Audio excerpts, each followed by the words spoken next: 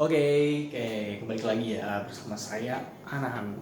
Kalau misalnya kalian ingat dengan video yang ini, nah itu saya belum dokter, tapi sekarang saya udah jadi dokter.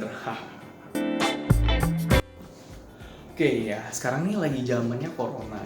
Sebenarnya pertanyaannya adalah corona tuh kayak ngapain sih di dalam tubuh kita? Apa yang dia perbuat terhadap tubuh kita sehingga kita harus mengkarantina diri gitu selama ini sudah gendeng. Kenapa ya dia ya? Oke, yang pertama adalah corona itu sebenarnya bukan virus untuk manusia. Nah, dia itu adalah virus yang menginfeksi kelelawar.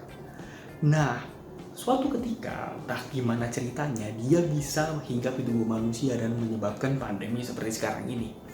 Nah, ketika virus itu masuk, maka virus itu singkat cerita akan dilawan oleh sistem imun tubuh. Ya.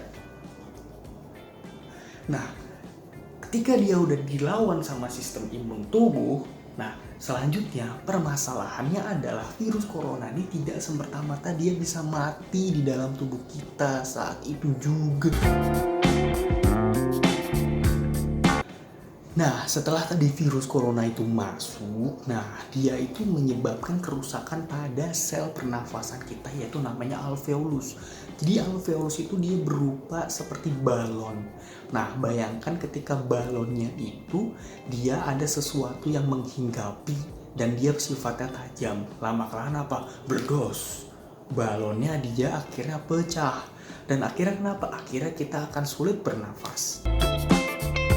Akhirnya tubuh tidak mampu beradaptasi lama dengan kondisi tersebut sehingga menyebabkan beberapa orang tidak sanggup untuk bertahan diri dan akhirnya pasien bisa meninggal di situ. Lah terus sistem imun kita di mana kerjanya? Nah, permasalahannya adalah corona ini dia seperti kamuflase di dalam tubuh kita. Jadi ketika ada sistem imun dia mencoba menyerang, nah karena dia bisa menghindari pertahanan tubuh kita. Nah, ternyata si virus corona itu tadi dia itu menyebabkan sel imun kita menyerang alveolus kita sendiri dan sehingga terjadilah kerusakan di situ. Balonnya nggak bisa ngembang. Akhirnya apa? Akhirnya dia meledos. Nah, setelah dia meledos akhirnya apa? Bayangkan ada 300 juta alveolus di dalam tubuh kita.